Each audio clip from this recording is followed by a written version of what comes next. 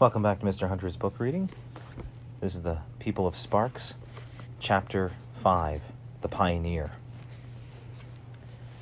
In the village the next morning, criers ran through the streets, calling to the people of Sparks. They told them to bring out their old blankets, pillows, towels, rags, and any clothes they no longer needed. They were to heap these on the street in front of their houses. From the storehouse, people collected food, things that didn't need to be cooked, like apples from the prior fall, dried apricots and bread, and big hunks of cheese. Dune, who had gotten up the first sign of the light in the sky, watched these preparations with rising excitement. By midday, a caravan was moving southward out of the village. It was composed of strange vehicles that the villagers called truck wagons, or just trucks. They were made of rusty metal and had 4 flat black wheels. At the front was a boxy part, like a metal chest with a rounded top, and behind that was a higher box with 2 seats in it, where the driver sat. The back of the truck was flat. This was where the crates of supplies were loaded. Attached to each of these trucks by sturdy ropes were 2 big, squarish, muscular animals, by far the most enormous animals Dune had ever seen. They made snuffling noises and sometimes a low sort of groan. "What are they?" Dune asked someone walking near him. "Oxen," the man answered. "Like cows, you know, that milk comes from." Dune had never heard of cows. He had thought milk came as a powder in a box. He didn't say this, of course. He just nodded like he understood. "And what does truck mean?" he asked. He understood the wagon part. The man looked surprised. "It just means truck," he said. "You know, like what people used to drive in the old times. There are millions of them, trucks and cars everywhere. They used to run them on their own, without oxen. They had engines in here." He rapped on the front of the truck. "You poured stuff called gasoline on the engine, and it made the wheels turn. Now, since we don't have gasoline anymore, we take the engines out, and that makes the trucks light and easy to pull." Dune didn't ask what gasoline was.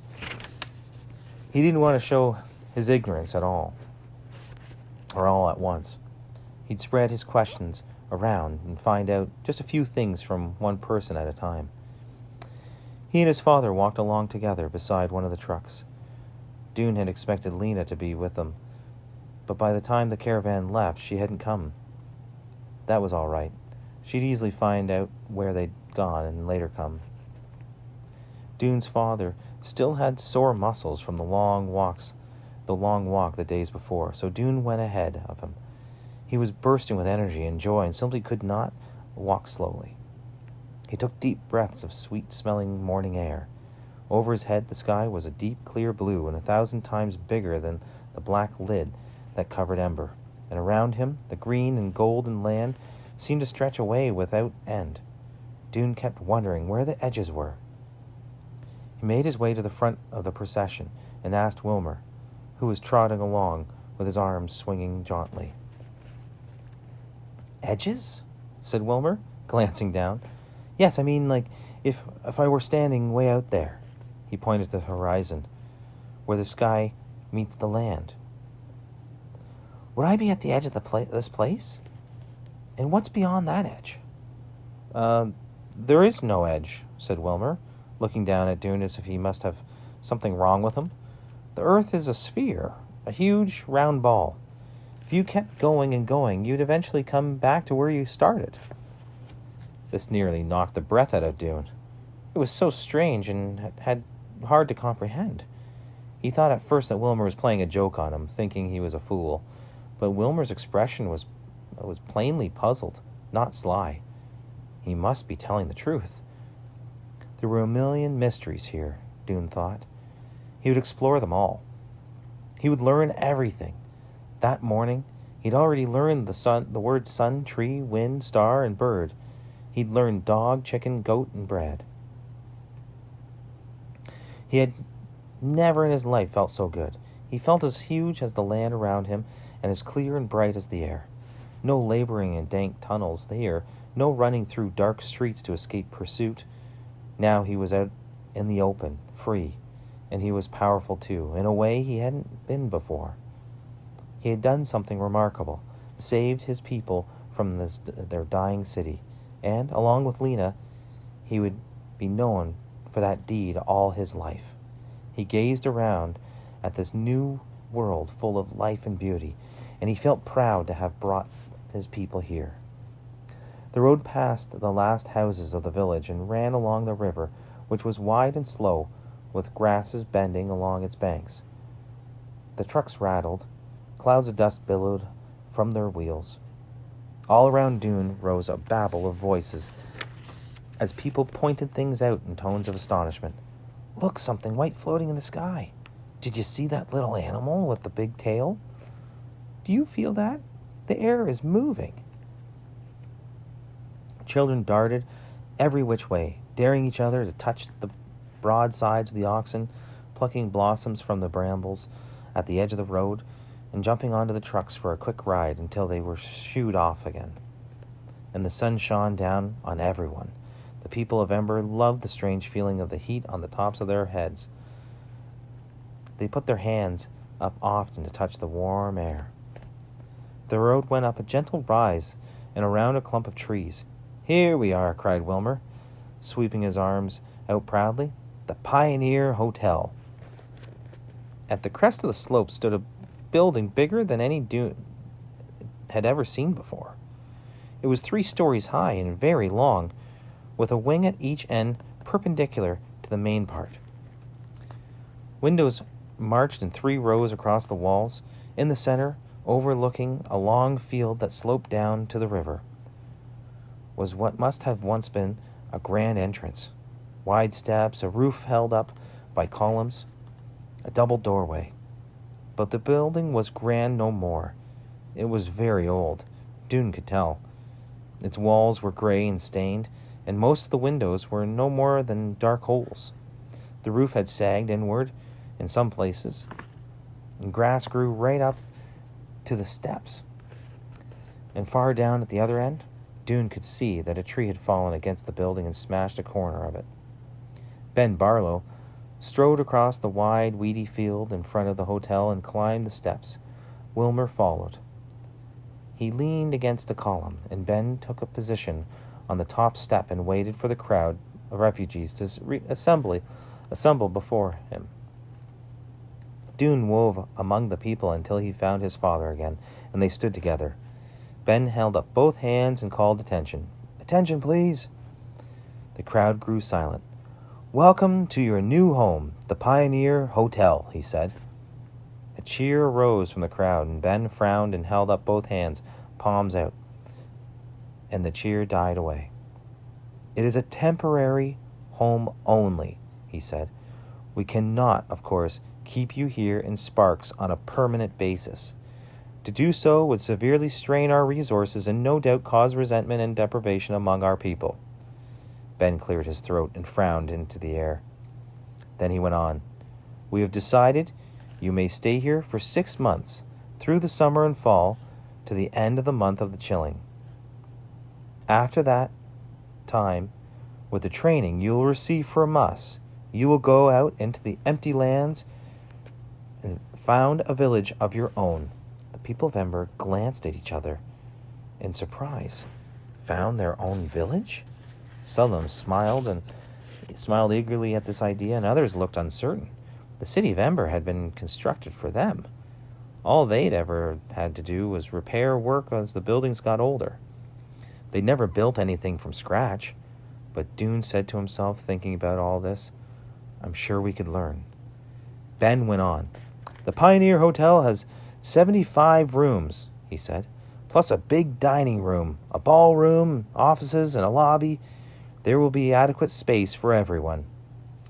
Excited murmurs swept through the crowd, and Dune started doing the math in his head.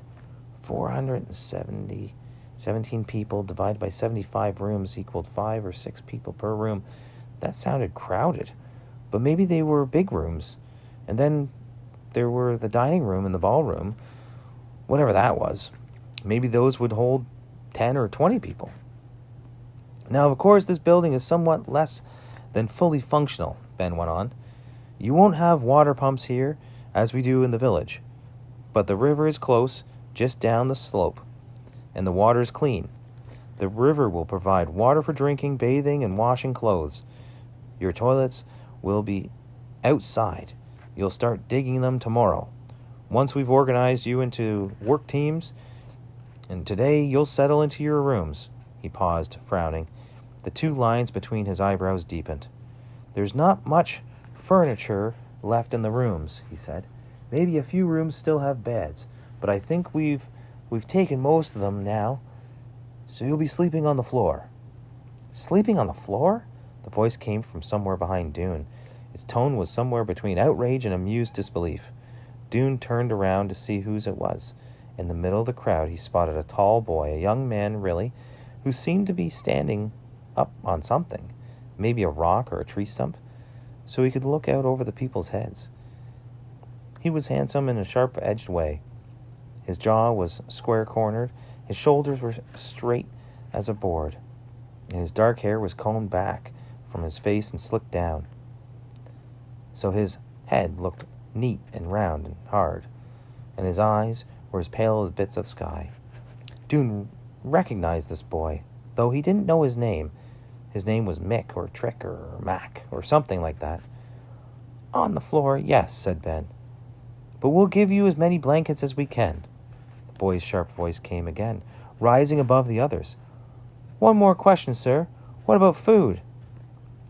The question rippled through the crowd. "Yes, food. What will we eat?" Ben raised his voice. "Please listen," he shouted. "Listen!" All the faces turned toward him again. Dune could see that Ben's eyes were fixed on the boy with the sharp voice. Ben had the look of a teacher speaking to a slightly unruly class. "Eating will work this way," he said. "You will be assigned to households in the village. 4 or 5 of you to each house. At noontime, you'll go there for your main meal." He paused and frowned. "As for breakfast and dinner, your lunchtime family will give you food to take away with you, some to eat in the evening and some to save for the next morning. They'll be as generous as they can, but remember, we do not have an abundance of extra food. Your arrival means less for everyone." He gazed at the crowd for a moment and took a breath. "Is that clear?" he said. "Any questions?" No one spoke for a moment, and then the tall boy said, "No, sir, lead on." So Ben led the way into the lobby of the ancient Pioneer Hotel. Dune and his father stayed close together, stepping carefully. It was hard to see. The only light came from the doorway behind them, and from a hole in the great dirt-encrusted glass dome 3 stories above their heads. The floor was littered with chunks of fallen plaster, gritty with dirt, and had blown in over the years. "This place needs work," Dune whispered to his father. His father brushed a spider web away from his face. Yes," he said, "but we're lucky to be here. We could be sleeping on the ground again." Ben led them down a hall to the left to a vast room with high windows, where dusty sunshine slanted across the broken tiles of the floor. "This was the dining room," Ben called out. Dune saw only a few chairs lying on their sides, most of them with a leg broken or missing. Beyond the dining room was a room even more immense, with a raised platform at one end and a high ceiling and a wooden floor. "The ballroom," Ben said. "In earlier years, before the disaster, musicians sat up there on the stage and people danced out there." At the great high windows hung tatters of faded rose-colored cloth that had been curtains for years ago. "It smells moldy in here." It was that boy again. His clear, sharp voice carried over other voices, even though it was much louder. It wasn't much louder. "Reminds me of home." People laughed. It was true. The smell of mold was common in the underground City of Ember. There was a bit of comfort in it. Dune suddenly remembered the name of this tall boy who kept speaking out. It was Tick Hassler. In Ember, Dune recalled Tick had been a hauler. He had pulled carts full of produce from greenhouses to the stores and garbage from the stores out to the trash heaps. Dune hadn't known him then, but he remembered seeing him pulling this loaded cart with his whole long body slanted forward and a fierce grin of effort on his face. He'd pulled his carts faster than anyone else. Ben then led them to the stairs, and they climbed to the floors above, long dim corridors lined with doors stretched the length of the building. Some of the doors were open.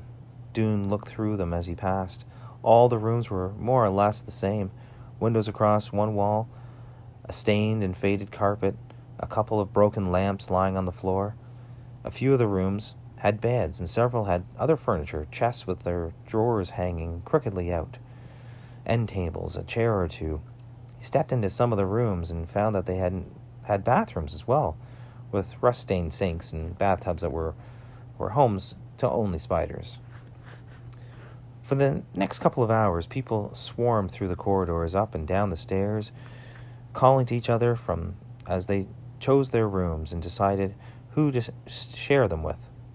People grouped together, chose a room, then changed their minds, and teamed up with another group.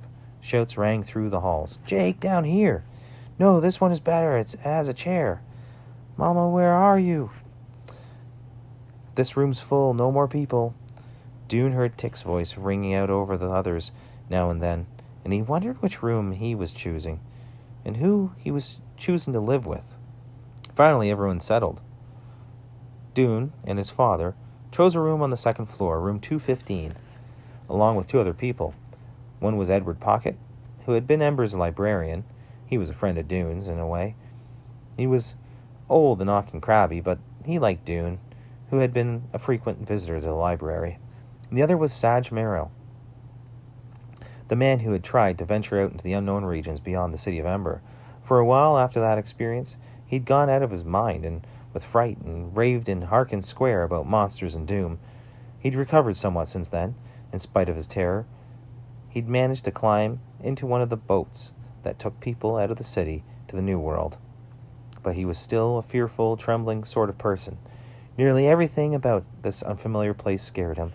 He refused to go near the window of their new room. "Something might come in," he said. "There are things here that fly." The four of them set to work fixing the room. It was full of cobwebs.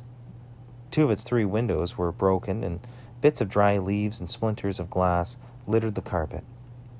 It also had a dresser with 3 drawers, a padded armchair, and a sunken seat. 2 end tables with lamps.